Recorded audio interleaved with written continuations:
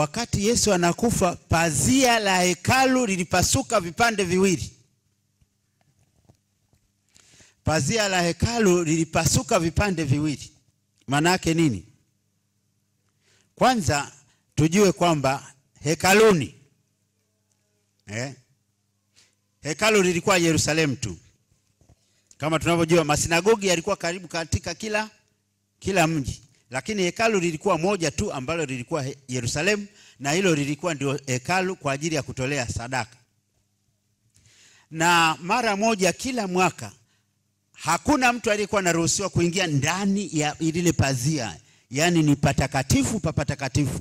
Aliyekuwa anaruhusiwa kuingia ni kuhani mkuu peke yake, ambaye na alikuwa anaingia kwa ajili ya kwenda kutolea sadaka, na ilikuwa karibu mara moja kwa mwaka. Sasa hilo hiyo pazia iliyokuwa inaziba kule kutakatifu, patakatifu pa patakatifu, hilo pazia lilipasuka vipande viwili Yesu alipokufa. Maana yake nini? Maana yake Yesu alitaka kutuonyesha Mungu moja kwa moja, kwamba yule kuhani mkuu alipokuwa anaingia kule patakatifu pa patakatifu, maana yake ndio alikuwa anakutana na Mungu, anapeleka sala na masadaka ya watu.